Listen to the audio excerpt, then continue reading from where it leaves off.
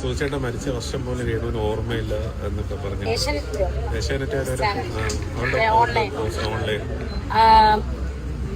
സുചേട്ടന്റെ ഭാര്യയാണ് എന്ന് പറഞ്ഞിട്ട് രേണു പലരുടെയും കൂടെ പല രീതിയിലും പോകുന്നുണ്ട്. ദുബായിൽ പോകുന്നത് പോലും അതിനുവേണ്ടിയാണെന്നാണ് പറഞ്ഞത്. ഞാൻ കഴിഞ്ഞ കുറെ നാളുകളായിട്ട് നമ്മൾ രേണുസുതിയിലാണ് എടുത്ത് ചെയ്തുകൊണ്ടിരുന്നത്. അപ്പൊ ഞാൻ വിചാരിച്ചു ഇനി രേണുസുതിയെ ചെയ്യണ്ട, മതി, നിർത്താം. കാരണം ഞാനും അടുത്തു. എന്ത് പറയാനാണ്, ഓൾറെഡി അവർ ചത്തിരിക്കുന്നതിനെ പിന്നെയും കൊല്ലുക തന്നെയാണ് നമ്മൾ ചെയ്യുന്നത്. കാരണം അവൾ ഓൾറെഡി എക്സ്പോസ് ആയി. നിർത്താമെന്ന് പറഞ്ഞിരിക്കുമ്പോഴാണ് അവർ ഇന്നലെ മെയിൻ സ്ട്രീം മണ്ണിൽ കുറച്ച് ഇന്റർവ്യൂവിന്റെ കട്ട് ഭാഗങ്ങൾ എന്റെ ഫീൽഡിലോട്ട് വന്നത്.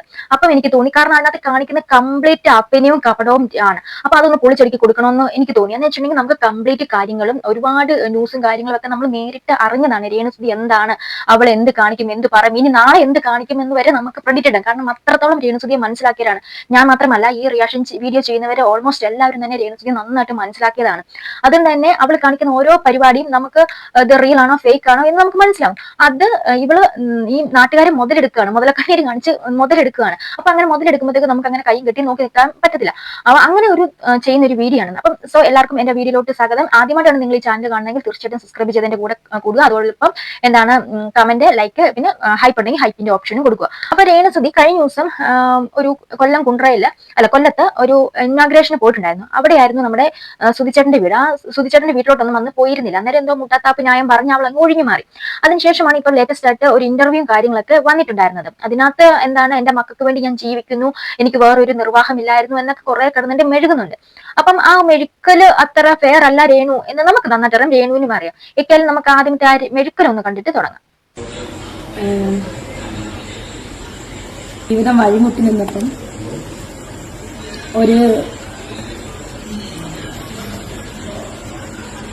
ഒരു ഭാഗ്യം പോലെ ചെറിയ ചെറിയ ആൽബങ്ങളും ചെറിയ കാര്യങ്ങളും നാടകവും നിങ്ങൾക്കറിയാലോ, അങ്ങനെ വന്നതാണ് ഞാൻ. പിന്നെ ഒരു കാര്യമുണ്ട്, സുധിച്ചേട്ടൻ എന്ന് മരിച്ചു ആ തലേന്ന് എന്നെ ലാസ്റ്റ് നോക്കിയ ആ നോട്ടം തൊട്ട് ഇന്ന് ഈ നിമിഷം വരെ 3 വർഷമാകുന്നു. 3 വർഷമാകുന്നു. ഇന്ന് ഈ നിമിഷം വരെയുള്ള ഓരോ കാര്യങ്ങളും അദ്ദേഹം ലാസ്റ്റ് എന്നെ നോക്കിയിട്ട് പോയി അലമാരിയുടെ അവിടെ നിന്നിട്ട് ഞാൻ ഉറങ്ങുമായിരുന്നു. ഞാനത് ഒന്നും കൂടെ റിപ്പീറ്റ് ചെയ്യണം. ഞാൻ രാവിലെ കണ്ണ് തെളിച്ചപ്പോൾ സുധിച്ചേട്ടൻ ഒരുങ്ങി നിൽക്കുക, പോകാൻ ലാസ്റ്റ് പ്രോഗ്രാമിന് പോകുമ്പോൾ ക്രോസ് ബാഗൊക്കെ ഇട്ട് ഒരുങ്ങി നിൽക്കുക. എന്നെ ഇങ്ങനെ കുറെ നേരം സൂക്ഷിച്ച് നോക്കി നിൽക്കുക. അങ്ങനെ നോട്ടം പതിവില്ല, ആള് പോവാന്ന് പറഞ്ഞ് പോവാ. അല്ലെങ്കിൽ അപ്പൊ ഞാൻ ചോദിച്ചാൽ എന്താ നേരത്തെ അപ്പം പറഞ്ഞ പോലത്തെ സമയം ഇത്രയും ലേറ്റായി, നീ നോക്കെന്ന് പറഞ്ഞപ്പോൾ ഞാൻ നോക്കിയപ്പോഴാണ് 7 മണിയും കണ്ടായപ്പോൾ.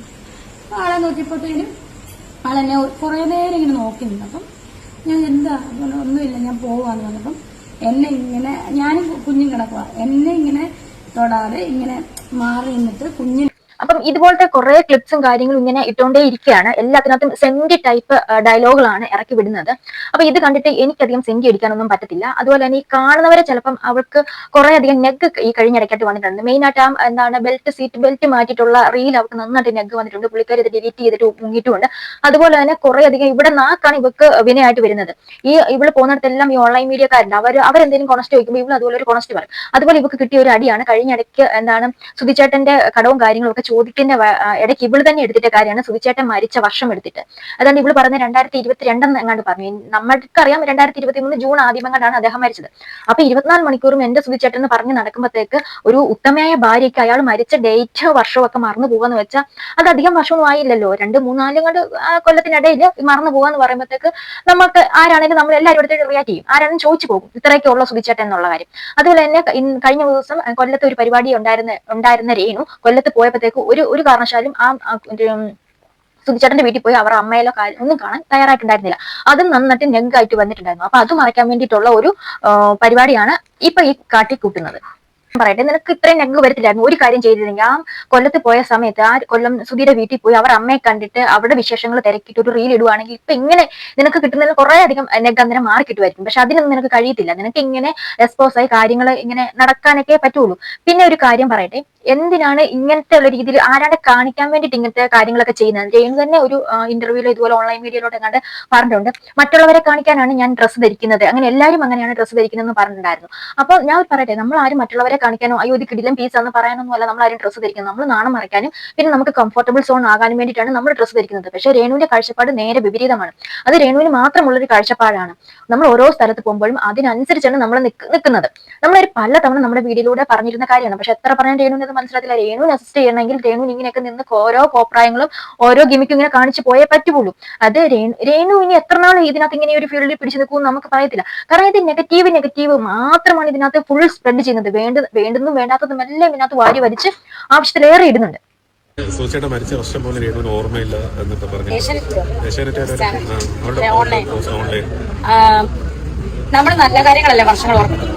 നമ്മുടെ ദുരിതം നടന്ന വർഷങ്ങളൊന്നും നമ്മൾ ഓർക്കാൻ ഇഷ്ടപ്പെടാത്ത വർഷങ്ങൾ നമ്മൾ ഓർക്കാറില്ല. അത്രയോ അതിനുള്ള ഉത്തരം അതാണ്.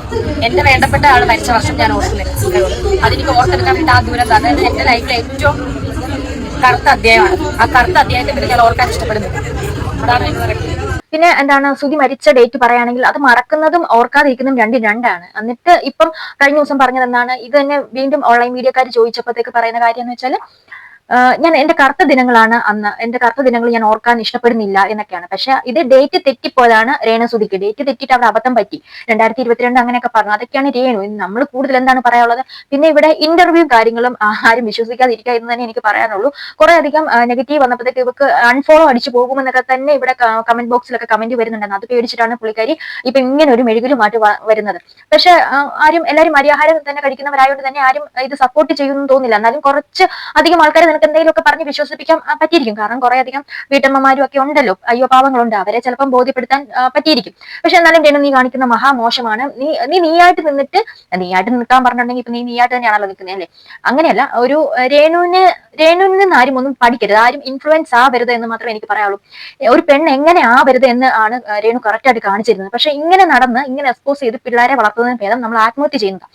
അങ്ങനെ ഒരിക്കലും എന്റെ ഒരു അഭിപ്രായത്തിലാണ് പറഞ്ഞത്. ഇങ്ങനെ നടന്നിട്ട് നമ്മൾ ഒരിക്കലും പിള്ളേരെ വളർത്തേണ്ട ആവശ്യമില്ല. എപ്പോഴും ഈ ഒരു ഇന്റർവ്യൂവിൽ ഉടനീളം എന്റെ പിള്ളേർ സുധിച്ചേട്ടൻ അതൊക്കെ തന്നെയാണ് പറയുന്നത്. എനിക്കൊന്ന് ക്യാമറ കാണുമ്പോൾ മാത്രം പിള്ളേരെ സ്നേഹിക്കുന്ന ഒരു വ്യക്തിയാണ് രേണുസുധി. എനിക്ക് തോന്നുന്നില്ല ഋതപ്പനെയൊക്കെ അമിതമായിട്ട് സ്നേഹിക്കുന്നുണ്ടെന്നോ അല്ലെങ്കിൽ ഒരു അമ്മയുടെ കെയറിങ്ങും കാര്യങ്ങളും കൊടുക്കുന്നുണ്ടെന്നോ ആ കുട്ടിക്ക് അതിന്റെ ഒരു ഫീൽ കിട്ടുന്നുണ്ടെന്നോ എനിക്ക് തോന്നുന്നില്ല. കാരണം നമ്മളും ഈ രേണു ഇടുന്ന ഓരോ റീലും കാര്യങ്ങളൊക്കെ കാണുമ്പോൾ ഋതപ്പ എന്ന് പറഞ്ഞ് കെട്ടിപ്പിടിക്കുമ്പോഴും ആ കൊച്ചിന് ഒരു അമ്മയോട് തോന്നുന്ന ആ മാതൃസ്നേഹമൊന്നും ഉണ്ടെന്ന് എനിക്ക് പേഴ്സണലി തോന്നില്ല. കാരണം ഞാനും ഒരു അമ്മയാണ്, എനിക്കും 2 പിള്ളേരുണ്ട്. അപ്പൊ നമ്മളും അവർ തമ്മിലുള്ള ബോണ്ട് അറിയാം.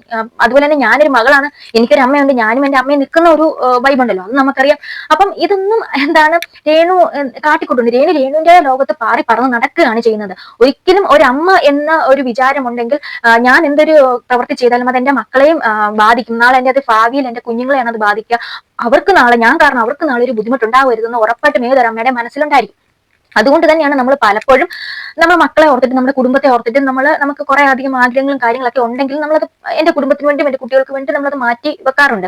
അത് അങ്ങനെ ഒരു ത്യാഗമാണ്. അമ്മ എന്ന് പറയുന്നത് ഓഫ്കോഴ്സ് ത്യാഗമാണ്. പക്ഷെ അവര് എനിക്ക് ഇന്ന് ആഗ്രഹമുണ്ട്, അങ്ങനെ പോകണമായിരുന്നു ഇങ്ങനെ പോകണമായിരുന്നു ഒരിക്കലും അമ്മമാര് പറഞ്ഞു നടക്കത്തില്ല. പക്ഷെ രേണു എന്ന് പറഞ്ഞത് രേണു ചെറുപ്പമാണ്, എന്താണ്ടോ 18 തികയാത്ത കുട്ടിയാണ്, ഞാൻ ഇങ്ങനെ ഇനി എനിക്ക് പ്രണയകാലമാണ്, അങ്ങനെയൊക്കെ വിചാരിച്ച് നടക്കുന്ന ഒരു പെണ്ണാണ് രേണു. അപ്പം രേണുവിനെ കണ്ടിട്ട് ആരും ഇൻഫ്ലുവൻസ് ആവരുത് എന്ന് മാത്രമേ എനിക്ക് പറയുള്ളൂ. ഇൻഫ്ലുവൻസ് ആകാനൊന്നുമില്ല. മൂളയുള്ള പിള്ളേരാരും രേണുവിനെ കണ്ടിട്ട് പോകും തോന്നില്ല. പിന്നെ ഒരു കാര്യം പറയാനുള്ളത്, രേണുവിന്റെ ഡാൻസ് നമ്മൾ ഈ സൈഡിൽ കൊടുക്കുന്നുണ്ട്. ഇതിനകത്ത് കുറെ അധികം കമന്റ് വന്നിട്ടുണ്ട്, പാവാടവള്ളി എന്നൊക്കെ പറഞ്ഞുകൊണ്ട്. ആൾക്കാർ അതുവരെ നോക്കിയിരുന്ന് കണ്ടുപിടിക്കുകയാണ്. ശരിയാണ്, പാവാടവള്ളി താഴെ കിടപ്പുണ്ട്. അഫ്കോഴ്സ് രേണുവിന്റെ ഈ ഡാൻസ് സെറ്റപ്പ് ഇതൊക്കെ നമ്മൾ 90s കിഡ്സ് നമ്മൾ സ്കൂളുകളിലൊക്കെ കളിച്ചിരുന്ന സ്റ്റെപ്പും കാര്യങ്ങളൊക്കെയാണ്. ഇതിന്റെ കാലവും കാലഘട്ടവും ഒക്കെ പോയി. കാരണം പറയാന്ന് വെച്ചാൽ ഇപ്പോൾ നമ്മൾ യൂട്യൂബ് തുറന്നു നോക്കുമ്പോഴത്തേക്ക് നമ്മുടെ ട്രെൻഡിങ് സോങ് ഇട്ടിട്ട് പിള്ളേർ കളിക്കുന്ന ഡാൻസും സെറ്റപ്പ് ഒക്കെ ഉണ്ട്. എന്നാ വൈബാന്നറിയോ, നമ്മൾ അതിശയിച്ച് നിന്ന് പോകും. അതുപോലത്തെ കിടിലൻ ഡാൻസ് ആണ് പിള്ളേർ കളിക്കുന്നത്. അപ്പൊ ഇങ്ങനത്തെ ഒരു കോമാളിത്തരവും ഈ എന്താണ് ഈ ഉത്സവപ്പറമ്പിലൊക്കെ വന്നിട്ട് കൂത്താടാനും അല്ലെങ്കിൽ എവിടെ ഇനാഗ്രേഷന് പോയാലും അവിടെ ചുമ്മാ കോമാളി പീസ് ആകാണ്ട് നിൽക്കുകയാണ് രേണു. നമുക്കൊരു എന്തെങ്കിലും ആകട്ടെ അല്ലേ, നമ്മൾ എന്തിനാ വെറുതെ പറഞ്ഞിട്ട് ഒരു കാര്യമില്ല. കണ്ണിനെ കയം കാണിക്കുന്ന ഒരു പഴഞ്ചൊല്ലൊക്കെ ഉണ്ട്. അപ്പൊ ഗൈസ് ഇതൊക്കെ കണ്ടിട്ട് നിങ്ങൾക്ക് എന്താണ് തോന്നുന്നത് വെച്ചാൽ തീർച്ചയായിട്ടും കമന്റ് ചെയ്യുക. അപ്പൊ അടുത്തൊരു വീഡിയോ വീണ്ടും കാണുന്നവരെ